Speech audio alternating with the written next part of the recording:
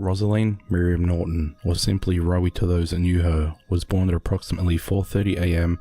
on the 2nd of October 1917 in Dunedin, New Zealand. She was the youngest of her siblings, Cecily and Phyllis, who were 12 and 10 respectively at the time of her birth.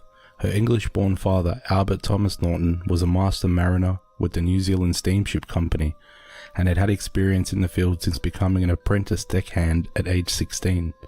He would much later become the captain of the ship Remo, which had been requisitioned during World War II and was stationed in Melbourne. Albert was also the cousin of composer Ralph Vaughan Williams, which he resembled physically. Because of Albert's profession and his time spent at sea, the task of raising the three Norton daughters was left up to their mother, Bina Norton. Bina Norton was a devoted and doting mother according to the eldest Cecily, though Rosaleen would much later describe her mother as a conventional, highly emotional woman, far too absorbed in her family. During an interview with psychologist L.J. Murphy at the University of Melbourne in 1949, Rosaleen described the differences between her two parents. She described her mother as a very difficult, hysterical, emotional, and possessive woman who wouldn't fight fair. She claimed her mother would use emotional guilt and bribery in an attempt to get Rosaleen to do things her mother's way. She describes her father as a clear-cut disciplinarian who would smack her when she disobeyed him, something she much preferred over her mother's emotional approach to discipline and compromise, something that Rosaleen respected him for. While the Norton daughters' upbringing would be described as comfortable and loving, Rosaleen would later claim that she was fond of only two of her relatives, her elder sister Cecily and one of her aunties, and even then she classed them more as friends than relatives. The Norton's children were raised Orthodox Protestant, while both senior Nortons were Church of England. While not classed as deeply religious, they were indeed God-fearing. In June 1925, the Nortons would leave Dunedin and migrate to Australia. They would move to a solidly built brick house in Lynfield on Sydney's North Shore. At the time they migrated to Australia, both of Rosaleen's sisters had finished school. Rosaleen had commenced school in Dunedin, New Zealand at age 4 and would continue her education in Sydney, first being sent to a private infant school, then on to a Church of England girls' school in Chatswood. While the schools may have been new to Rosaleen, her behaviour most certainly wasn't, that she had a penchant from an early age to goad other students into misbehaving to enrage her teachers. On the subject of school, she would later state, "I disliked school, and I disliked the other children. I hated the way they crawled to the teacher. I used to love making the teachers mad by getting the other children to do naughty things. They used to follow me, but I don't think they liked me, yet I always took the blame when anything went wrong." It was clear during these formative years that she was becoming a nonconformist who enjoyed her own company over that of her peers or authority figures.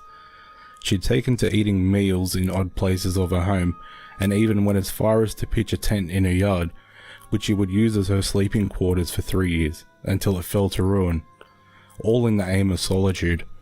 It was this solitude and her temporary/very permanent sleeping quarters that piqued her interest in nature and insects.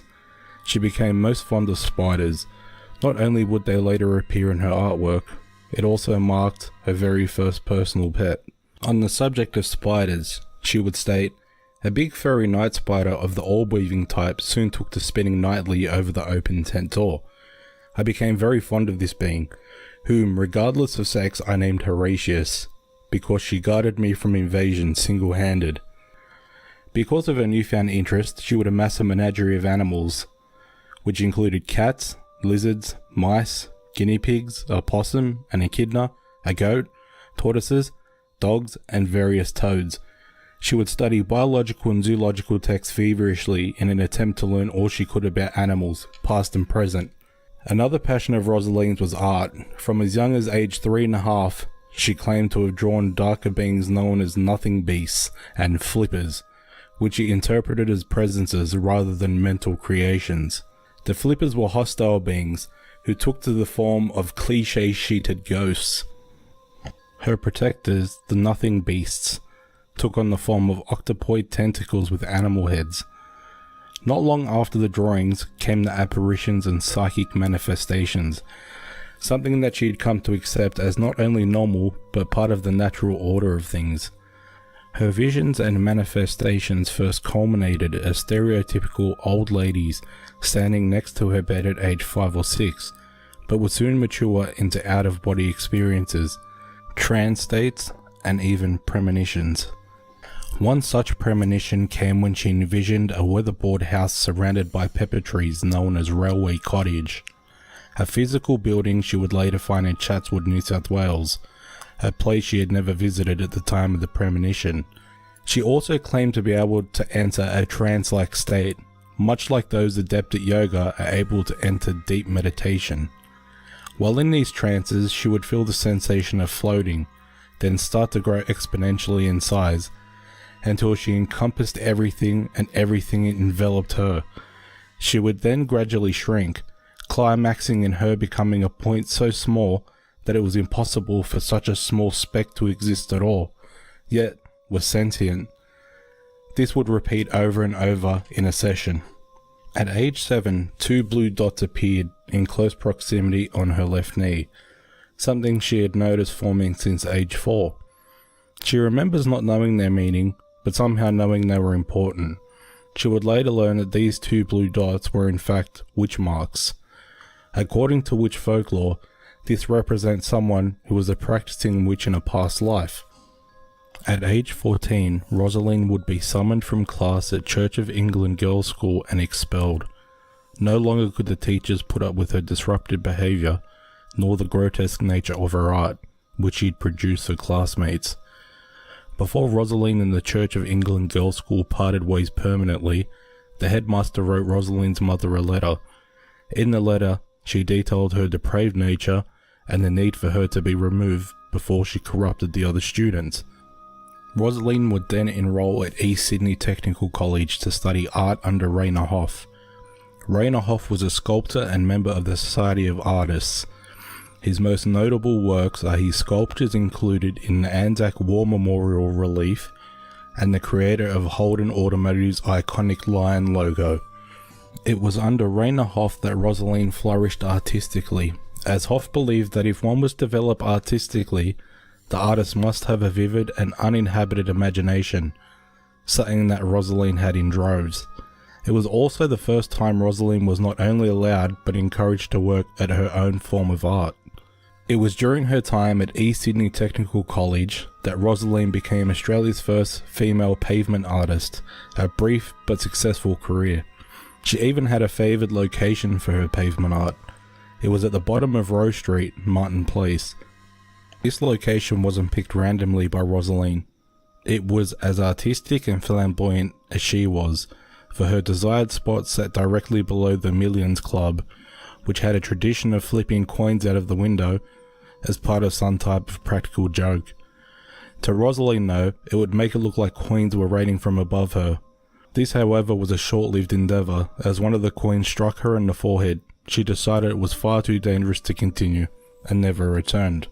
The hiatus from artistic expression was short-lived, as at age 15, Rosaleen would write and submit short stories to the Australian tabloid newspaper known as Smith's Weekly. Smith's Weekly was a Sydney-based but nationally read tabloid newspaper-styled magazine that ran from 1919 to 1950. It was a patriotic publication that printed opinion pieces on current social topics, many of which would be deemed insensitive or racist in current times. But what drew Rosaleen to this publication was the illustrations and stories, the former being from some of Australia's most noted artists at the time. Rosaleen would catch the attention of the publication's editor, Frank Marion, with her first story, so much so that he said, "Never have we discovered a juvenile author so gifted as is obviously Rosaleen Norton." Frank Marion would ask her to write another 2 stories before deciding to offer her a job as a cadet journalist of the publication. At age 16, Rosaleen would visit Frank Marion and his staff at Smith's Weekly headquarters in Sydney, where she would be formally hired as a cadet journalist. But Rosaleen had no interest in opinion pieces and the conservative tone of the articles. She merely saw it as a foot in the door to become a graphic artist for the publication. After much hounding on Rosaleen's part, Frank Marion gave in and allowed her to submit artwork for consideration. Frank didn't believe Rosaleen or her artwork would be able to convey the humorous tone that the readers had come to expect from the graphic illustrations of the publication. That was soon realized when Rosaleen submitted 2 artworks for consideration. One depicted a circle of women biting their babies and laughing hysterically. The other showed 2 girls outside a lion's cage at the zoo, one remarking to the other, "Wouldn't it be a thrill if one of the beasts devoured him?" Frank continued to try and focus her talent on more wholesome content, but it became clear neither he nor anyone else could steer her work in a more reader-friendly direction. Because of this, she was fired 8 months after starting the position. It was also during this time that 2 great life events would occur: Rosaleen's mother Bina passing away, and Rosaleen meeting her future husband, Beresford Conroy. After losing her position at Smith's Weekly and the passing of her mother, she felt she no longer had any sentimental ties to the Linfield family home. So she wrote her sisters and father a note, packed her essential items, and headed off to the train station. A plan that would have worked marvellously had she not overlooked the fact that she had no money for a train ticket, or anything else for that matter. Luckily, she was able to borrow 2 shillings from a local librarian, and in triumph, boarded the train to the city. Once in the city, Rosaleen began to look for work in art studios as an artist's model. Unfortunately, all of the available positions were days ahead, something that wouldn't help her with her lack of shelter in the meantime. That problem was later rectified when she met up with her boyfriend Beresford Conroy. He had just lost his job but had enough money to rent a room in Sydney's first pub, the erstwhile Ship and Mermaid Inn. Rosaleen found this establishment fitting for a bohemian art student, and it was where she would become engrossed in the occult, alternative religions, and the Greek entity Pan. During this time, Rosaleen would float from job to job, doing everything from toy design to waiting tables, but one job stood out: working as a model for Norman Lindsay. Norman Lindsay was an Australian artist and amateur boxer who practiced with different mediums, notably etching, sculpting and cartooning. Lindsay didn't think much of young Rosaleen's artwork, though it's evident that he had an influence on her artistic style, as many comparisons can be drawn between the 2 artists' work. On the 24th of December 1940, Rosaleen would marry her boyfriend Beresford Conroy. Following the wedding, the 2 newlyweds would hitchhike from Sydney to Melbourne, and then from Melbourne to Cairns. On their return to Sydney, they moved into a sandstone stable on Bayswater Road in Rushcutters Bay, though their marriage would be short-lived, as Beresford decided to join the war effort and enlist as a commander in Papua New Guinea, while Rosaleen was left up to her own devices back in Sydney, something she was not impressed by. Rosaleen demanded a divorce and shortly after parted company, even though the divorce would not be finalised until 1951. Moving on from her broken marriage, Rosaleen moved into a residence in the Rocks, New South Wales, and started to consider the prospect of working for another publication as a writer and/or illustrator. That came in the form of having her artwork as well as her articles praised and positive critique in the publication known as Pertinent. Pertinent was a monthly magazine created in July 1940 and was owned and edited by the Welsh-born Australian poet Leon Batt. The publication's philosophy was simple. It was for anyone who had something constructive, interesting, or entertaining to say. Rosaleen would have her first work in Pertinent printed in the October issue in 1941. It was a pencil drawing titled The Borgias that depicted 3 stereotypical witch faces looming over a bowl, held up by a snake. The 3 witches' hands were joined and dripped what looked to be blood into a bowl.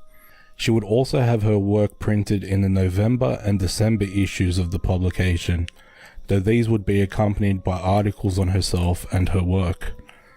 While the articles claimed no authorship, they were most likely written by Batt himself.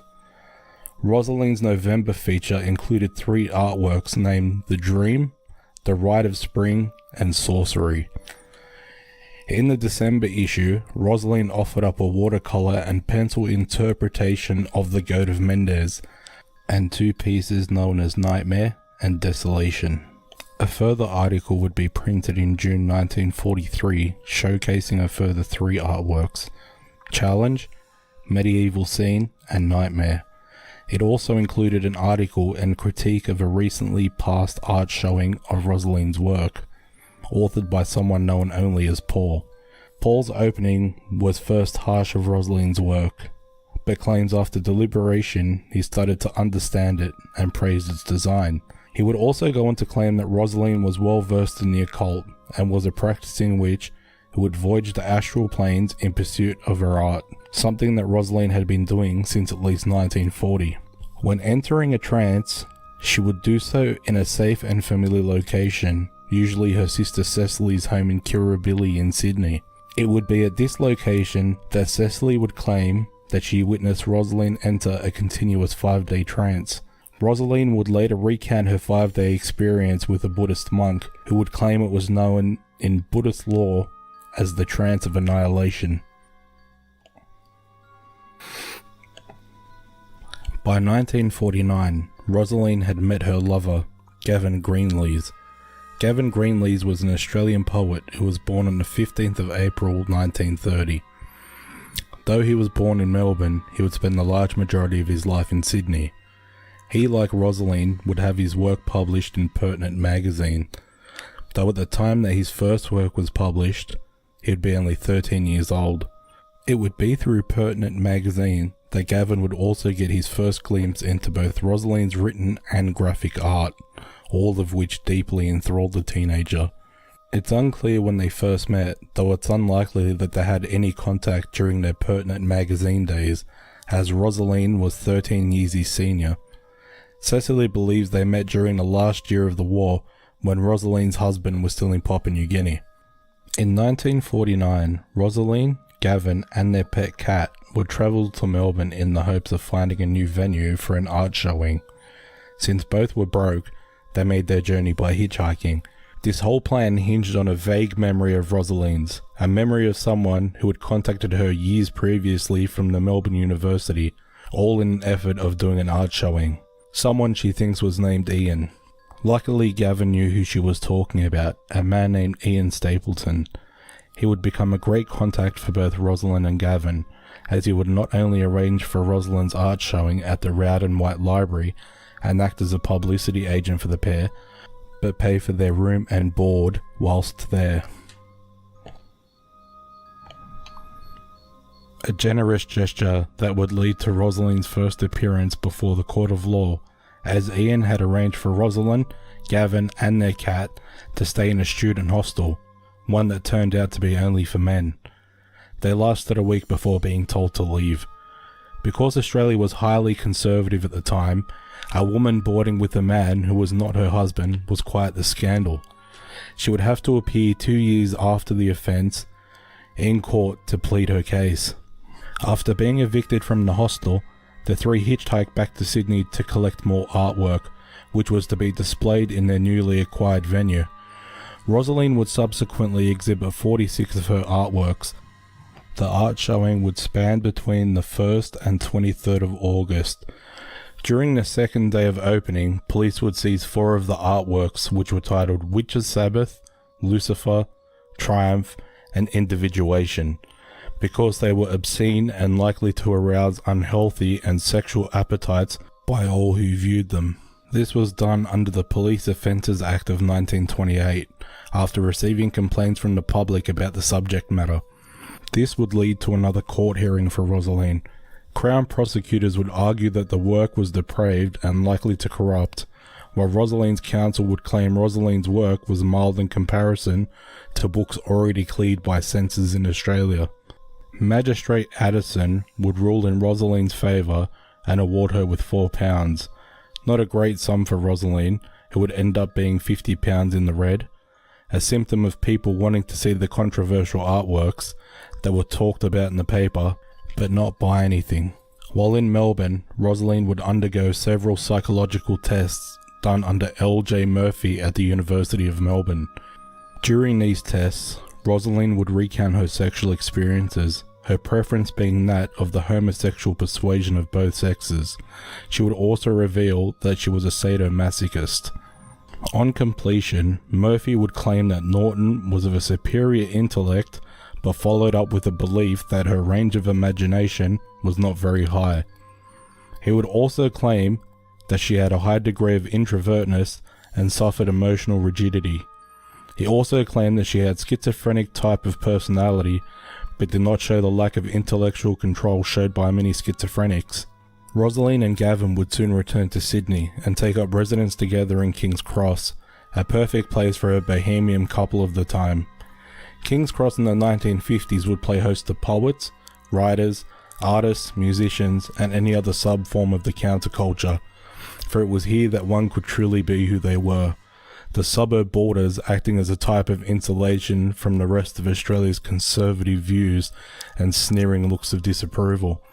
It was here in their flat in Broham Street where Rosaleen and Gavin would research occult symbolism and practice meditative states and visionary states of consciousness. Their flat was a dilapidated hovel, strewn in garbage and home to many random cats. She made a placard that hung in the corridor of her building which read, "The Female Vagrant." Another on her door proclaimed, "Welcome to the House of Ghosts, Goblins, Werewolves, Vampires, Witches and Poltergeists." Even though the dwelling was barely inhabitable, it became the destination of many a visitor. One could always count on meeting some type of interesting character in the confines of its walls. It was also common for the local beat police to visit and have a cup of tea and chat. That was until September 1951, when word of the sordid lodging would make its way to Sergeant Francis Farrell. Rosaleen and Gavin would subsequently be arrested and charged with vagrancy and remanded at the Central Courthouse and given 2 weeks to find gainful employment. Wally Glover would approach the Central Police Station with an offer of employment for the 2 remanded prisoners. Wally Glover was a journalist turned Australian Army sergeant who, on leaving the armed forces, became a freelance book publisher. On meeting Rosaleen and Gavin, he had no prospects of publishing a book and wanted them to help him with his advertising and journalism tasks. Though after seeing both of their work, he began to believe there was a market for the material. The 3 worked out the finer details of printing the book and what pay and percentage would go to who. It was during this period that Rosaleen would sign a contract naming Wally Glover as the copyright holder of all of her past, present and future works. The first edition of The Art of Rosaleen Norton with poems from Gavin Greenlees would appear in August 1952. It was bound in red leather with a Tibetan blue jacket featuring a Norton drawing. Not all was well though, for the day that the advance copies were set to arrive, both Rosaleen's and Walter's fathers died. The Postmaster General then threatened to prosecute for the content of the illustrations. Newspapers nationwide wrote about the most sordid book in Australian history, and a piece of artwork that Rosaleen had donated to the Millions Club for auction was cancelled and support for the event withdrawn. On August 27, Wally Glover would be charged with producing an obscene publication, which he pled not guilty to. During the trial, Rosaleen gave evidence and pointed out that one of the artworks that the prosecution had selected was one of the same artworks that appeared in her earlier trial and was subsequently deemed acceptable by a court of law. Glover would be found guilty and fined £5 and ruled that 2 of her artworks, labelled The Adversary and Faux Hat, were not acceptable for publication in Australia and would need to be removed or censored from future copies of the book. The book not only stirred up controversy in Australia, but overseas too. Books that arrived in New York were seized and burned by American customs and became illegal to import back into Australia.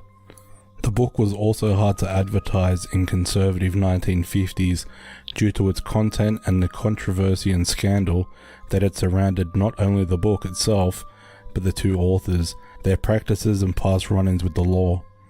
In 1957, Glover would declare bankruptcy. The rights to Rosaleen's works would then be handed over to the official receiver for the foreseeable future. While Glover's life was falling to ruin, Rosaleen's was starting to improve. She was not only starting to see some momentum in sales, but her work began to appear in cafes and other King's Cross establishments that she would frequent. She also started to make a name for herself socially. It was not unusual for strangers to flock to her regular haunts in hopes of catching a glimpse or having a discussion with the scandalous provocateur that they had read about in the newspapers. While Rosaleen was happy to indulge the average person in conversation or greeting, there would be those who would take it a step further and find her home address. With that information, they would go and steal souvenirs from the interior and exterior of her home, something that even the numbers of her front door fell victim to. Unfortunately, having her residence ferreted through was not the only negative symptom of becoming an icon within the area. Her popularity and lifestyle made it easy for one to concoct rumour and embellish fact. One such instance is shown when she was once again dragged before the court, after a well-known female criminal of King's Cross named Anna Karina Hoffman reported that she had been present at a black mass at Rosaleen's address, where those in attendance partook in orgies and devil worship. Though the case against Rosaleen was ultimately dropped after Anna Karina Hoffman not only admitted that no such event took place, but that she didn't even know Rosaleen. Though that wasn't the end of it. During this, 2 news reporters would claim they were eyewitnesses to the Black Mass, and added that there had also been a rooster sacrificed. Because of Rosaleen's fondness for nature and animals, this incensed her. Of course, it would later come to light that both of these articles were sheer fabrication. Though the damage had been done, and police once again swooped after Sergeant Roy MacDonald claims to have visited the Kashmir Cafe in Potts Point on the 9th of September 1955 to find Rosaleen's paintings and photographs hanging on the wall. Rosaleen, Gavin, and the owner of the Kashmir Cafe, David Goodman, would be dragged before the court for obscenity. All 3 would be found guilty and ordered to pay a fine. David Goodman was fined £5, Rosaleen and Gavin £25 each, though their main charge would not be obscenity, but working with an unknown photographer to produce obscene material. While Rosaleen never took these charges or the scandal very seriously, Gavin was starting to crack. The constant harassment and events were making Gavin's pre-existing mental conditions worsen dramatically. Something that would only worsen, especially since the greatest scandal of their lives was about to break. A scandal which would see one person's career, contributions to his art, marriage and general life change considerably. His name? Eugene Goosens. Eugene Ainsley Goosens was born on the 26th of May 1893 at Kentish Town, London. He was the oldest of 5 siblings and came from an absurdly musical family. Both his father and paternal grandfather had been violinists and composers, his mother a singer, and his maternal grandmother an operatic basso. Eugene would first be introduced to his formal education in music at home, before being sent to a range of boarding schools throughout Europe.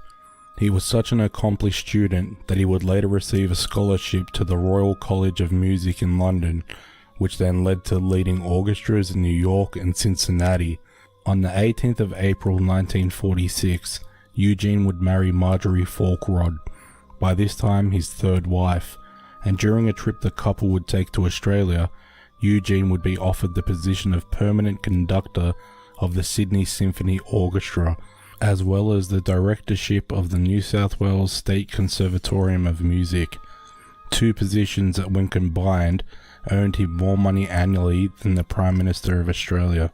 During his time in these positions, he was known as a stern taskmaster with ridiculously high standards.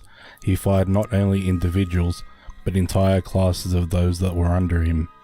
By 1950, he would become somewhat of an Australian celebrity. By 1952, he'd spark up a relationship with Rosaleen and Gavin. By 1955, he would be knighted, and by 1956, would face complete and utter ruin. The strange turn of events would start in a Sydney City bookshop in 1952 or 1953, where Eugene would chance upon a copy of Rosaleen and Gavin's book. The pages bearing occult and paganistic symbolism would rekindle a keen interest that Eugene had as a child. So much of an interest that his sister recalls him enthralled by the occult since at least the age of 11. Eugene was also the closest of friends with Cyril Scott, who would go on to author the book An Outline of Modern Occultism, and a composer known as Philip Heseltine, who used the name Peter Warlock as his musical alias.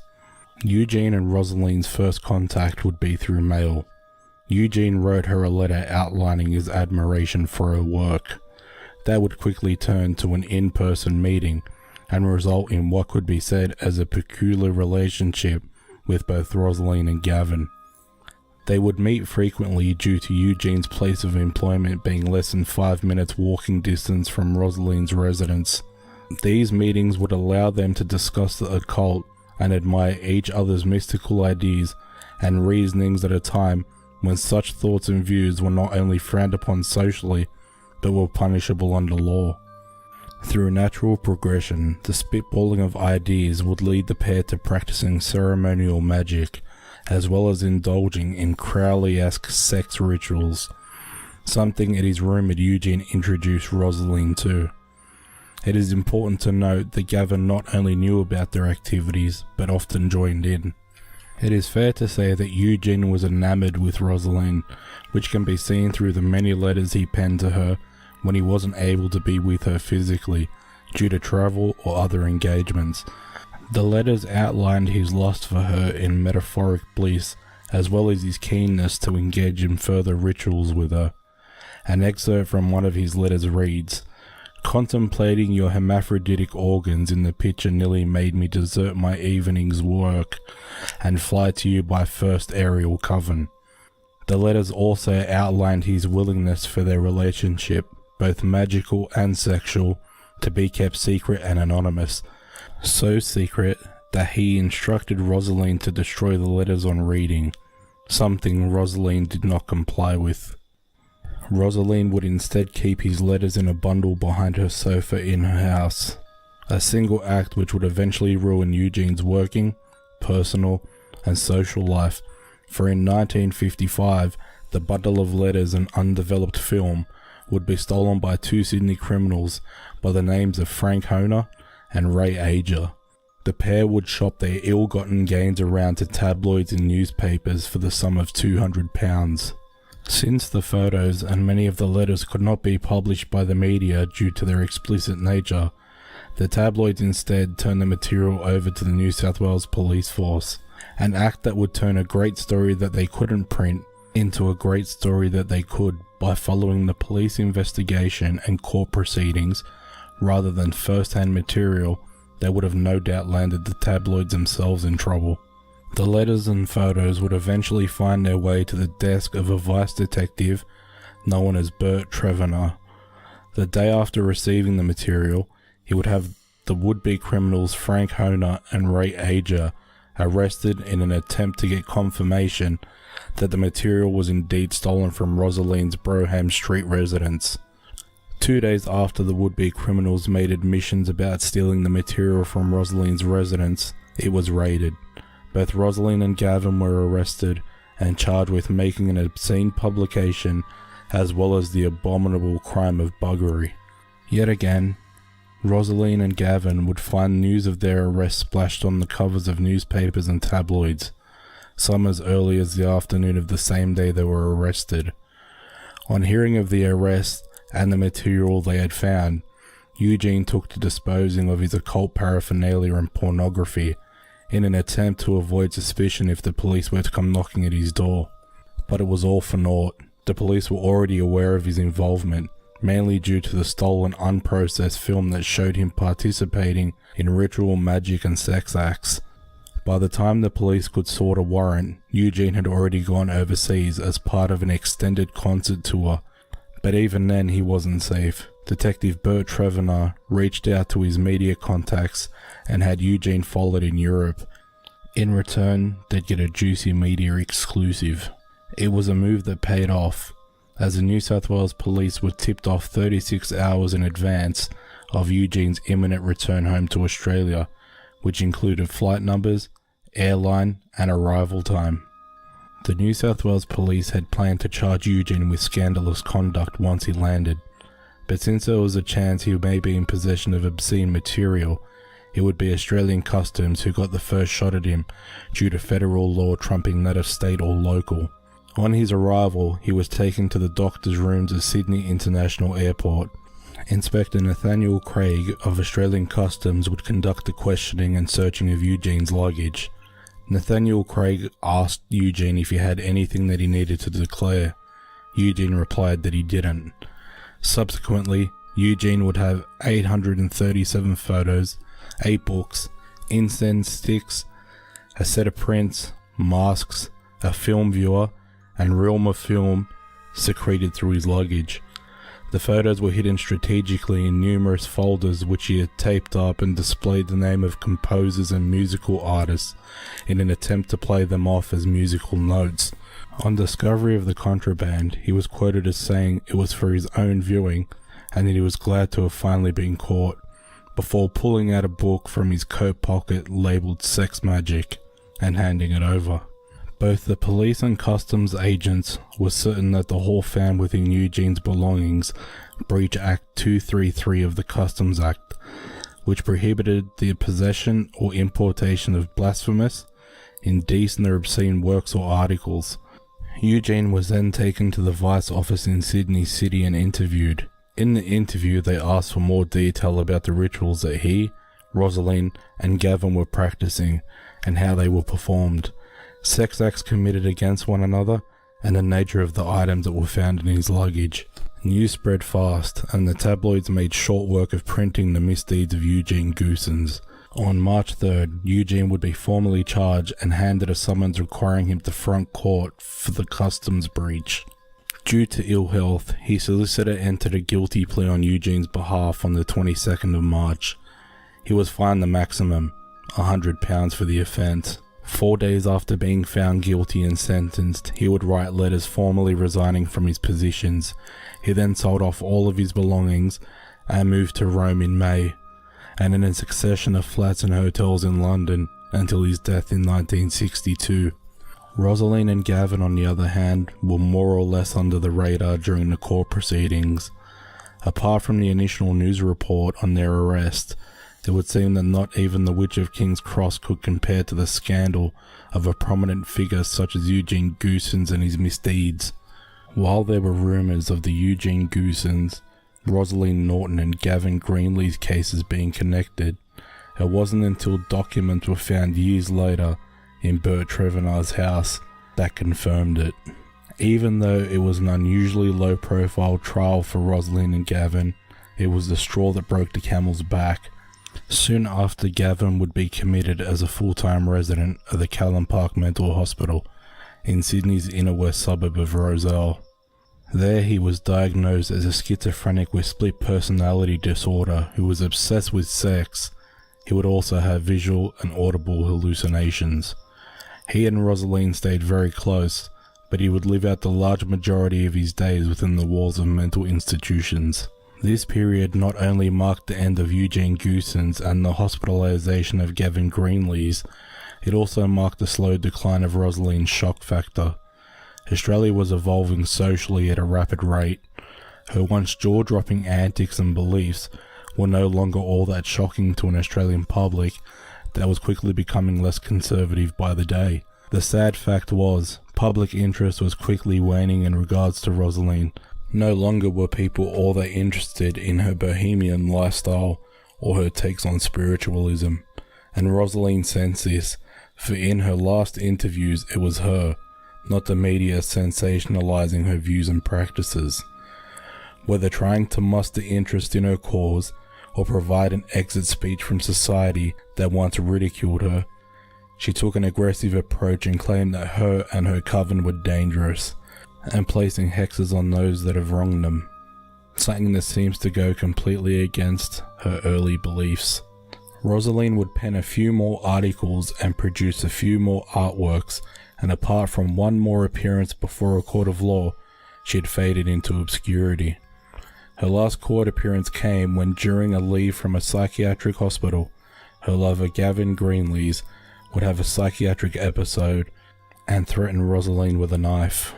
He trashed the house and when the police turned up after frantic calls from neighbours, they found Gavin Greenlees running a knife across his throat, claiming he needed to kill Rosaleen. Rosaleen was arrested for vagrancy, found not guilty but fined £2. Gavin was arrested and served 1 month in custody for his attack on Rosaleen. Rosaleen would give her last interview in August 1975 to a reporter of the Sunday Mirror, where she commented on a recent investigation by the Catholic diocese into the dangers of the occult. Unexpectedly, she agreed with some of the findings, claiming ritual magic could indeed be dangerous for the novice dabbling without knowledge, though dismissed other findings by the investigation. In 1978, Rosaleen would be taken to hospital to undergo tests. She was found to have cancerous growths in her colon. Following an operation, the doctors were hopeful they would not return, but that would not be the case. In late November 1979, Rosaleen was taken to the Roman Catholic Sacred Heart Hospice at St. Vincent's Hospital.